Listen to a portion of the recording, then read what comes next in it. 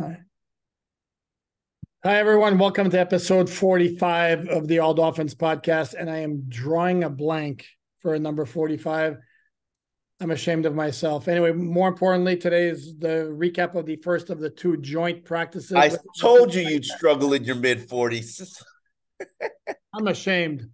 We're on YouTube under All Dolphins podcast. Subscribe, download, like, share, tell your friends.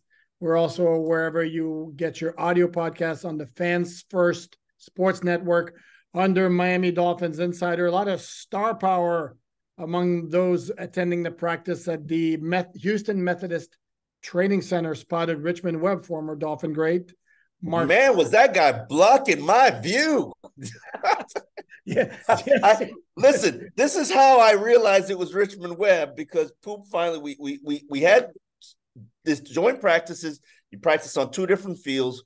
We here at alldolphins.com, we've got two people here, so we can cover both fields, see all the action. I, again, got defense. This time, Poupart took the first pick of the draft, and he wisely chose the offense. I ended up with defense.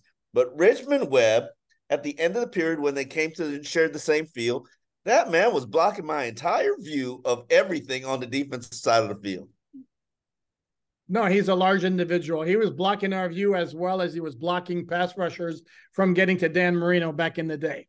So, yeah, Richmond Webb, Mark Clayton. I also should mention Roger Clemens, famous pitcher for the Boston Red Sox, Famous cheater. Houston Astros.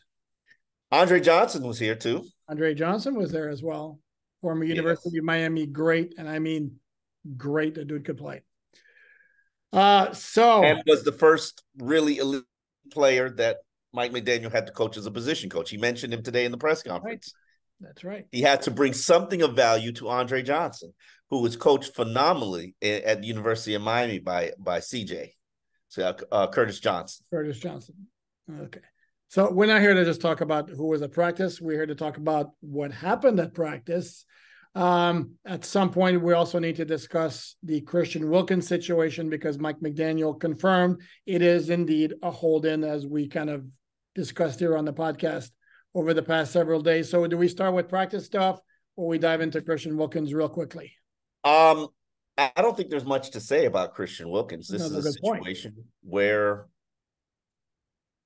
his teammates understand, even his head coach understands why he's not practicing. The negotiations are ongoing. You really have a deadline to the start of the regular season. Christian wants to avoid taking risk of playing on injury. He is technically sitting on at the least $50 million in guaranteed money, maybe 55, maybe 60.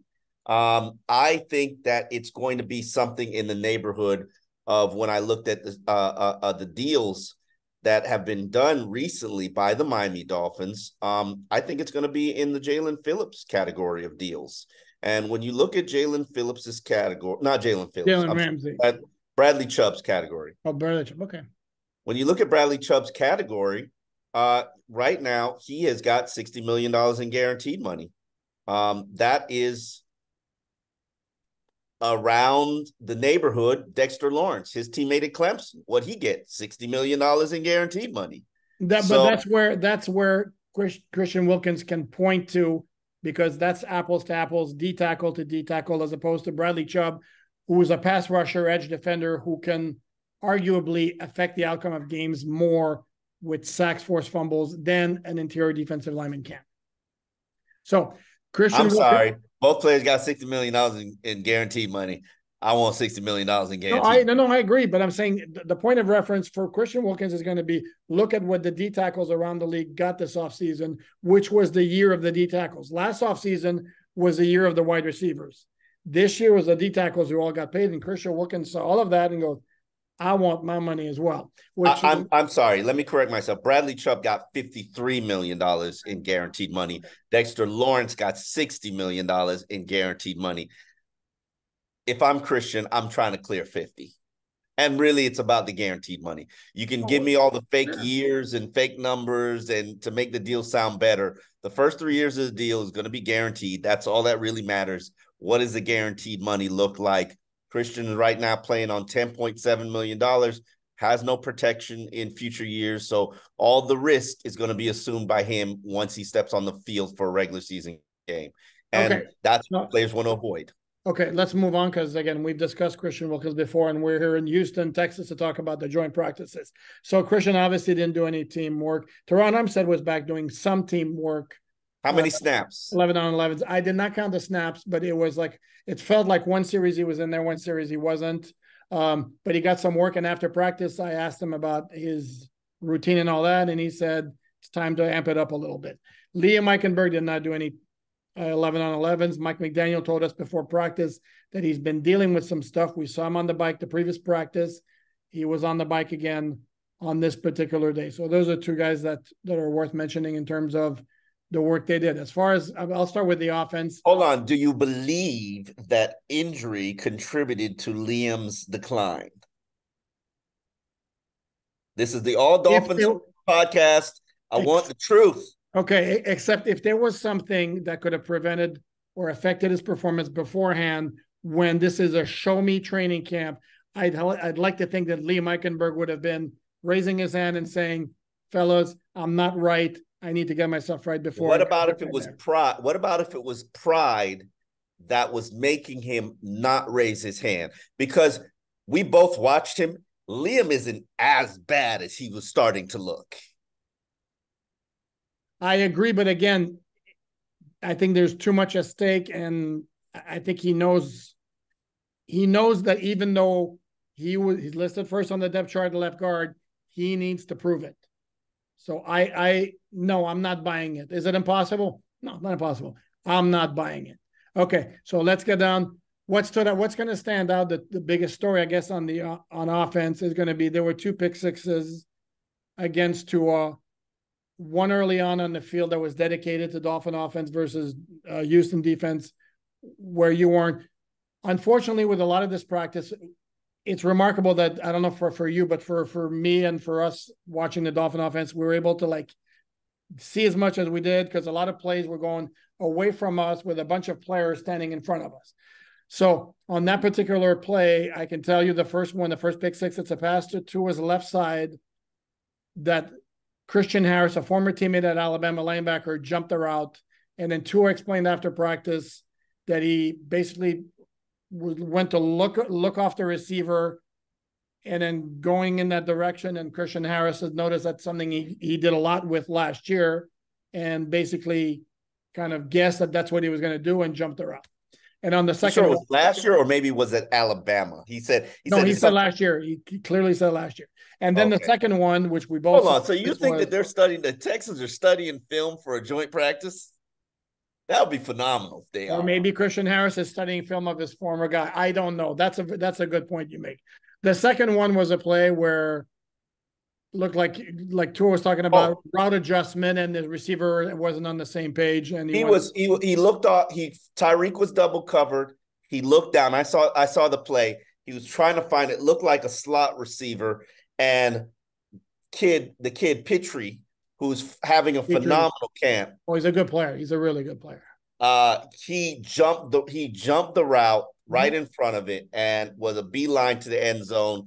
This was in a period. Keep in mind, this was in a period where it was a hurry-up situation. Miami was trailing by 2. They needed to score. They started the drive at 25 or 30. Tua took 2 plays to get the Dolphins into scoring territory. They ran on the first down to try to kill the clock. Then he was trying to convert, get closer to the end zone.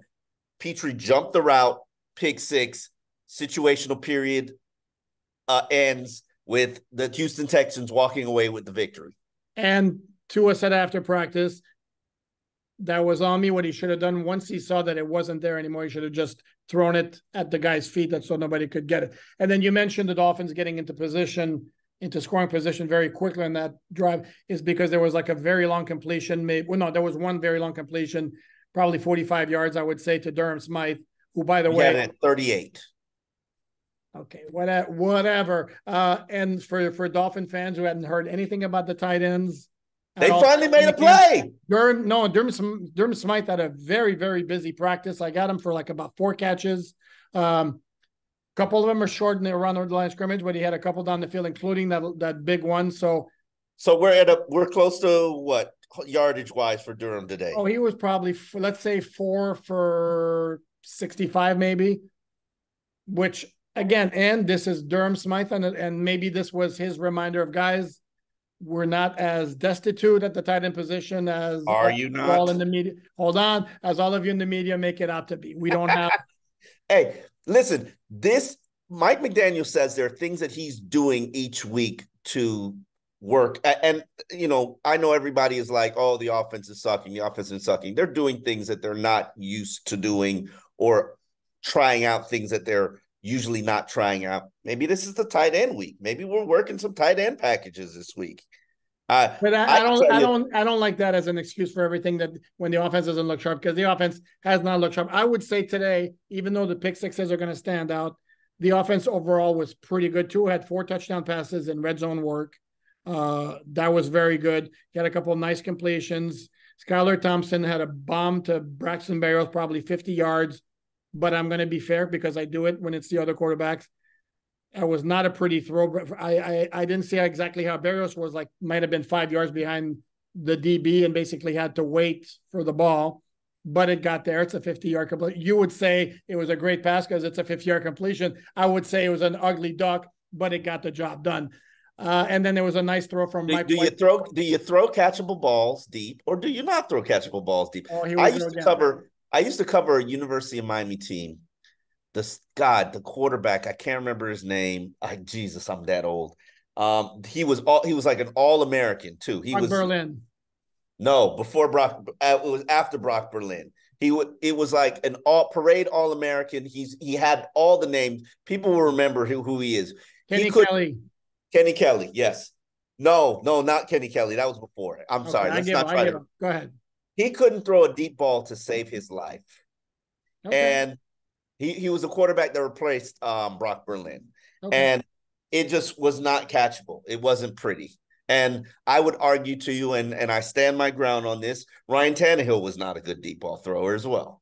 Even though Kyle Wright, is that what it is? Kyle Wright, there you go. Kyle Wright. Yes, he was. Kyle Wright. That was the quarterback. Okay. So some guys can throw catchable deep balls, some guys can't. And all 3 of these quarterbacks, they throw floaters. They do. It is what it is. Well, Skyler sometimes can throw a deep ball. That wasn't the case. Anyway, my whole overriding point was that, and I would say the pass protection, as I wrote in my offensive observations on alldolphins.com, was okay, except there were some spotty moments. First time Tua drops back to pass, he's got somebody in his face. I mean, immediately, to where he basically rolled out a little bit and then threw the ball into the ground. Throw away. That's good. Yes, it was good if hopefully it becomes instinctive. Overall, it was a pretty solid day. I didn't see a whole lot of the defensive work. You were focusing on that. From what I read on your defensive observations, sound like a good day for the Dolphin defense. It was a solid day. This is what you should expect when you're facing a rookie quarterback who's probably going against a Vic Fangio defense for the first time. There was blitzing, particularly in one late period. Areas of concern for me walking out of this day was I saw too many passes headed into Noah's direction. Wasn't necessarily Noah in coverage. Was a zone. Obviously, the Texans are wise enough to stay away from Xavier Howard. He's got a pretty impressive reputation. Xavier did get a PI call. Their wide receiver, Tank Dell. Yeah. If you are a fantasy player, don't take him early, but take him late. You might want him on your roster because that kid can move. And Jalen Phillips lit up George Fant all day. Took his lunch money. If that is the best right tackle that the Houston Texans have to offer, you need to find a new right tackle. He is not starter worthy. And it just reassured to me, and we had a little discussion and disagreement via text. We can have it verbally right now if you'd like. That's where I'm going. Okay. Jalen Phillips, who I have a very high opinion of, I know he's a hard worker. I know he's not a guy who takes plays off. Never. Has had an okay camp. He's been okay. I'm not saying he's bad. I'm not saying he's good. Is it below my expectations for Jalen Phillips? Yes, it is. But that's to say that Austin Jackson has had a good camp. This is 18th pick in the 2020 draft versus 18th pick in the 2021 draft. They technically should have comparable talent, correct? Austin Jackson's fitter. He's more confident. And Jalen Phillips isn't owning him on a daily basis. Will you acknowledge that? No, I completely agree with that. And I like the camp that Austin Jackson has been having. What I pointed out was that Jalen Phillips had somebody step on his foot the first or second day of training camp, and that kind of slowed him for a little bit. And he's been picking up. He's kind of noticeable for a player to pretty much every practice, whether it's against Austin Jackson or somebody else. Both can be true. Both can be that. I don't know that I would say Jalen Phillips has had a quiet camp, while also saying that Austin Jackson's had a good camp. Speaking of offensive linemen, very cool thing. You would have loved that. I felt sorry. I was like, Omar should be here for this. Oh, yeah. I was jealous. Go ahead. Yeah, they walked us over to an area where they were doing the one-on-one O-line, D-line drills. This was Dolphin offensive linemen against Texans offensive linemen. And you got an up-close and personal look at it. Up close and personal, and we could film it for, I don't know, maybe a third of the session or whatever. And that for most of that session, the Dolphin offensive line easily got the win. Lester Cotton, who's pushing to start at left guard, all three of his reps basically stood up the guy rushing against him, and that guy was going nowhere. I'm shedding a tear because they were moving everybody. They were calling for everybody. Hey, we're gonna do this filming period. We're gonna walk you all the way over to the far side of the field. And then I was like, but that's the offensive side. That's the offensive field. I have to stay over here on defense. And I had to text you. I was like, you getting this right? You seeing this right? You going? Yeah. Man, that hurt my heart. I felt left out. Funny. No, and I got to watch kickoff return coverage though. But here's the thing though. So my understanding is they didn't do Dolphin D lineman against Houston. No lineman. Maybe tomorrow will be your turn. Right. Okay. Yeah, you're right. I did get to see kickoff coverage though. It was all right. It was okay. No, well, couldn't have been as fun as mine was. That was actually very cool. Yeah, I wish. In my dreams, I would have saw that period. That probably was a special request from the Dolphins. No, actually, the Texans, they've got some issues on their D line, and they really want to see that. They really want to see that work, that unit. From a defensive standpoint, Jalen Phillips stood out, and Andrew Van Ginkel worked as an inside linebacker all day. Didn't see much of Channing Tindall. And Andrew Van Ginkel, I was initially very skeptical of this inside linebacker move for Van Ginkel. It just didn't make sense for me. I don't have a problem with him as outside linebacker. I don't think he's instinctive enough for inside linebacker. Well, Van Ginkel shut me up. Gink, as they call him, Gink shut me up. Interception. Off, I believe it was Davis Mills, and then had two key breakups, one in the passing game and then one in the red zone that prevented a touchdown. And I said, look at you, Van Gink. Look at you, Gink, out here doing your thing. I am still not very comfortable with where the Dolphins are with their fourth inside linebacker, but Van Ginkel will allow you to hold it down until you find a fourth inside linebacker. I'm not saying I'm good with this as a full-time move, but it's one of those things when you do your roster projection, they have a lot of edge defenders, Chubb, Phillips, Agba, Malik Reed. I'm forgetting one. I'm forgetting one other than Mitchell Agude. I'm forgetting one other than Andrew Van Ginkel. And then if you combine that with the inside linebackers, is it crazy to think maybe they just keep three inside linebackers and they keep Van Ginkel as a swing guy? No, because that would mean you're cutting Channing Tindall. And I'm sorry? That would mean you're cutting Channing Tindall if you keep three. Is that so crazy to think that that's a possibility? Yeah, I don't think you pull the plug on that. If they did that, that would be the biggest cut of the 53. I don't think you pull the plug on a third round pick after 1 year. I mean, at least he can be special teams. I agree that I don't think it's going to happen, but I'm not. I don't think I would not put it in the impossible category. Let's put it that way. Did Pat White get cut in his second season, or was it third? Training camp. No, he got cut. He played as a rookie. He never played after his rookie year, to be honest. Yeah. I think they cut him. They cut him very, very early, but they cut him very, very early. And he was a second round pick. Yeah, I mean, second, third is kind of the same thing. Like second, third, second day. Yeah, it's the same territory.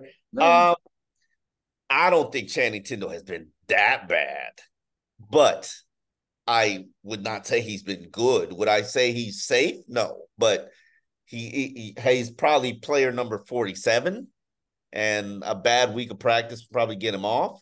I found it very interesting how little they worked the third team unit. I'm not sure the third team unit stepped on the field.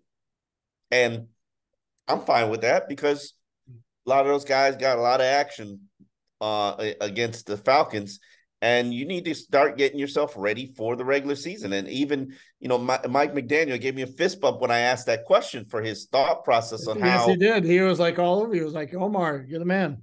Yeah, I mean, first he complimented me on my glasses, which I was trying to get like Mike McD. Listen, he I love his style. We have very similar styles in terms of color palettes, things that we like. I think it's a generational thing. We probably even like the same music. We're like style twins. He just has a much bigger budget than I do. Are you going to keep the glasses on the whole time or what? I'm finding them distracting. Well, knock yourself out. That's just fine. If I lose my train of thought, you'll know why. Okay. All right. I'll take them off for you. Okay. But I asked him about about like his mentality, because coaches usually like to have a week of prep. Yet simulating a week of prep, we're going to film study these guys. We're going to create a game plan. We're going to introduce that game plan, and then we're going to execute that game plan. It's definitely not going to be this week. And I was trying to find out if that meant that it was going to be next week against Jacksonville. And really, Mike McDaniel was like, nah, not really, because I feel it's more important that we create situations and scenarios for guys to succeed, and fail, and then rebound from their failure. And I liked it. I kind of understood. He's like, basically, we got 2 weeks to prep for an opponent or 2 weeks to simulate prep. So right now I want to see guys fail. And that goes into fail forward fast. Who did that come from? Oh, come on. Can't scam Cameron. Yeah. Come on. We got to turn the thumbs this way. Yeah. While it sounded ridiculous, and I'm of the same opinion that there's some merit. It just came across a little sloppily. Yeah, it just came across incredibly sloppily. But there is some merit to failing forward fast. Mm-hmm. Like, I'm watching guys handle Liam is a perfect example of that. He's failing forward slowly, but he's failing. And you got to see how they rebound and respond to that. Yeah. We watched a practice on Sunday where we watched Channing Tindall basically allow a touchdown because he didn't know his assignment in the red zone, and the defense chewed him out. They gave it to him. Mm-hmm. And I can't tell you if I've seen Channing Tindall since. And he had a 9-tackle, 1-sack exhibition game in a game where basically they're like, you go play. And then the next day next practice, you allow a touchdown on something you clearly should have known better. And Duke was all up in your butt cheeks. And it was, and your defenders do not want to play with people like that. They will call you out. And so you got to fail forward fast. I think that's happening at a lot of key positions. Is it happening at enough positions on this team? I don't know. Like, we still got the left guard that's unsettled. We still got the safety that's unsettled. We still need to find a backup linebacker. I'm pretty sure defensive line. How many times am I going to tell you? I don't like what I see. I just, it bothers me. It makes me very uncomfortable. Lord, does it bother you? Do you not understand why it bothers me? No, I don't understand why it bothers you, actually. Well, let's discuss this. You've got a $15 million backup player that you're asking to do something that you've pretty much are pretty clear that he can't do and won't change that. And now you're playing Deshaun Hand over him, the guy who just got here last week. You're telling me that we're talking about Emmanuel Ogbah, by the way. Yes. You're telling me that they put Emmanuel Ogbah in a position to succeed during this training camp. Is that what you're willing to say? No, but I refuse. I am not going to accept this notion of they're doing it to justify cutting him next year to save money on the salary cap. They're doing it because that's where they want to play a certain scheme with a certain alignment up front, and Emmanuel Ogbah does not. Emmanuel Ogbah is a prototypical 4-3 defensive end. So but he played as a 3-4 end in Florida. Except he didn't. He did. They had four. He was the fourth defensive lineman in that alignment. He played alongside three other defensive linemen, which basically was a 4-3. It was a 3-4. Okay. Okay. I mean, Flores' base is a 3-4. And then if you look at last year, and there are some certain games he didn't start the opener. They opened in a 3-4. He wasn't in the starting lineup. Okay. That's not a real. Boyer is not a real coach.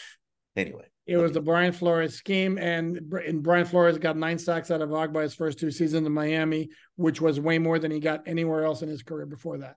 He didn't have a horrible career anywhere. I think his career high was 5 sacks. As I said, albeit in 10 games, but that was his career high. He did not have. I think Brian Flores, for all the shots he's taken, had a very good scheme defensively and completely maxed out Emmanuel Ogbah. Okay, now are they maxing out Emmanuel Ogbah here? Absolutely not. And unfortunately, they gave him a big contract extension with the idea that he was going to play this big role again. He got off to a bad start last year, and then he got hurt. And then they went out for Bradley Chubb. Has he been put in position to prove what he can do is what I'm saying to you in this training camp. What I am saying to do is if they're lining up in a 3-4, his spot is outside linebacker. It's not with his hand on the ground. That's what I'm saying to you. Oh. And that's the debate you have you seen him fail there? Yes. When? Tell me. He doesn't hold up against the run particularly well. Tell me when he's failed there. Tell me when you've seen with your eyes that he has failed there. Oh, do I have? Hold on. Let me look at my notebook. It's just because you haven't. They haven't used him there. Okay, so you're telling me that they should be playing Deshaun Hand over him on the line with his hand on the ground? You don't give him the benefit of the doubt that they've examined Ogbah's film throughout his NFL career and decided that's not the role for him. So you're telling me they've examined Ogbah's film and determined that stand-up outside linebacker is the role for him? That in combination with hand on the ground, go after the quarterback when they line up 4 in obvious passing situations. You are setting him up for failure and have not shown me that he can't do what you're now saying he can't do with your actions. And I don't like it. If you put him in hand in the ground, put him in with his hand in the ground against Houston in that 3 defensive lineman front with Christian Wilkins out, and then let me see him get bowled over by people, then I will say, okay, you win. You're right. I have not seen it. It has not happened. Correct, but do you not trust that the Dolphin coaches maybe know a little more than you and I do, and I figured out no, that's not the role for him? You're taking too long. I have trust issues. Yes. I have trust issues. And especially when it comes to NFL teams and business, I have trust issues. Oh, again, but what possible good does it do the Dolphins to minimize Agba's production? Because they have him under contract for all of this year anyway. What possible good does it do? It makes it very easy for you to say, see ya, you're not worth it. And which they do anyway, no matter what. But who are they responsible or what's the word? The word is escaping me here. Who do they need to justify if they decide to, even if August productive this year and they decide his salary doesn't justify what he brings? Who do they need to justify their decision to release him outside the organization? I guess the media and the fans, but really, so basically they're going to cut off their nose in 2023 to make it more PR smooth next year if they release him. No. I'm just saying it doesn't look good as a stand-up linebacker. We will agree on that, correct? Not so far. Okay. And so you telling me you're not going to be interested in exploring the alternatives or your other options? That's fair. I just don't see him. I just don't see him having the bulk to hold up against the run if they're going 3 across. Okay, let's move on to a different topic. I think Emmanuel Agba is 6'4", 278 pounds. Hand is 6'3", 297 pounds. You're telling me it's a 20-pound difference. Yes, a 20-pound difference to hold up at the point of attack on 19 pound difference. I'm sorry. Okay, oops. Sorry. Oops. You're telling me Emmanuel Agba can't put on 10 pounds? I don't know. Anyway. Yes. Okay. What else stood out from the defense? I'm trying to think what else on offense. I mentioned Smythe. He was the only tight end who was really noticeable. None that didn't notice Croft, Higgins, Saubert. I was shopping for tight ends on the Houston Texans roster. They had some tight ends. That was another area where the tight ends were eaten for, but when they spent in free agency for Dalton Schultz. Yes. But it wasn't just Dalton Schultz that was getting off, which is, I'm like, okay, maybe a tight end here on this roster can help, because it's not on the Dolphins roster. Who else do they have? I don't even know who they have. Yeah, I'm looking at some of these names. They got a lot of tight ends, though. Names that I don't recognize, but they got a lot of tight ends. Eric Tomlinson, Nick Vanett, Jordan Murray, and some of these guys. 82 was a guy that was a receiver. That's journeyman though. The guys you mentioned, yeah, they paid big money for Schultz in the offseason. I mean, to be a guy at tight end. I mean, whereas the Dolphins didn't go that route, and that it may prove ultimately to be an offseason failure to not address a tight end position, but it's not a tight end centric offense at all. Yeah. Running backs, nothing really stood out. I didn't see my guy Chris Brooks. I heard Jeff Wilson got into a fight. I did not. Yeah, you know what? This is one of those where it was completely bunch of players right in front of us. Somebody talked about it. Somebody mentioned that Erica Zukama might have taken a fighting position after the fact. There was one play where Tyreek was thrown to the ground a little bit after a reception that caused a little bit of ooze. It wasn't bad enough that Tyreek didn't get up and do something to the guy like Mark Andrews did in that joint practice with Washington when he walked over and basically body slammed the guy. I heard Tyreek had a good practice again. I didn't see. No, he was productive. There was one sequence I didn't like. In between that long pass from Skylar to Berrios for the touchdown, there were 2 completions on perfect throws to Robbie Chosen and to Tyreek Hill, except that both players let the ball bounce off their chest and bobbled it. Where it worked at that. And again, this is all about not the result, but the process. The result was good, not they caught the ball. The process is such that if it happens on another play where they're better covered, the DB gets his hands in there and knocks the ball away. I want to bring up something because Go ahead. we had today in the media session where we were talking to Tua, and we are talking about the pre-snap penalties and the communication, and Tua gave us a sampling of a play call. Wow. And then asked us to, kind of regurgitate it. And, he was like, want me to say it once or twice? And that had to be the longest play I've ever heard. In our defense, he said it really, really fast.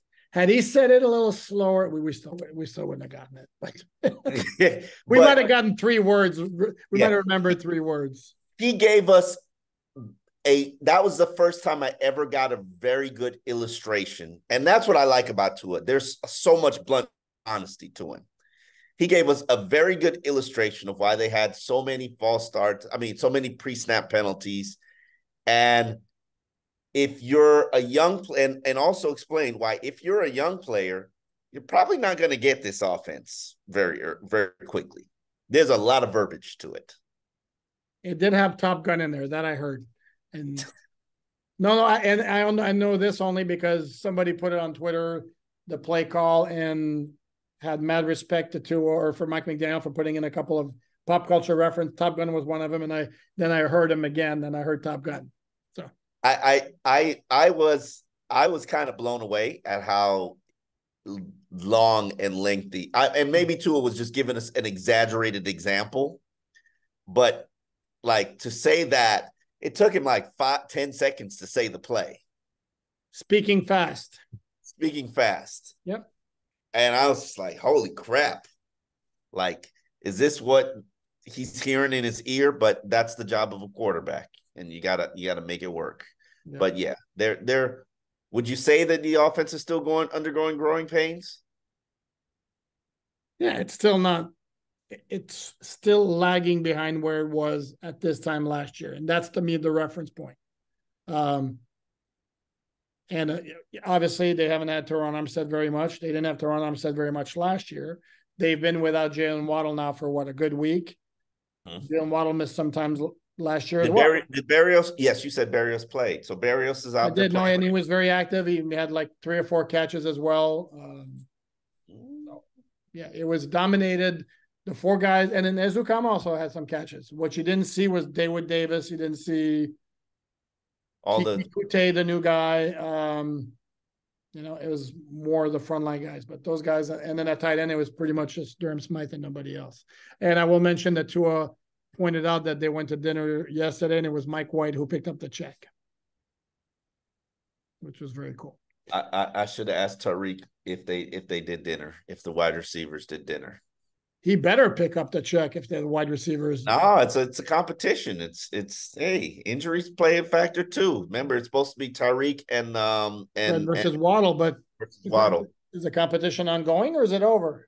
Did we see Waddle today? Did we? Yes, he was out there. He was out there wearing his 17 jersey and no pads, no nothing. The injured player, I didn't see Cross and I didn't see Jalen Ramsey. And it's interesting that we saw Jalen Ramsey like every day for a little bit, and now it's been a minute since we've seen him. That's what you're supposed to do. Rehab in private. So okay. I think that's going to wrap it up. We got joint practice number 2 coming up on Thursday. Reminder, All Dolphins podcast on YouTube. Subscribe, download, like, share. Where you get your audio podcast, Fans First Sports Network. And download, for the written content. AllDolphins.com. Very easy. AllDolphins.com. Omar, let's do this again tomorrow. Actually, we're going to talk to each other before then, but we'll be back here tomorrow to recap joint practice number 2.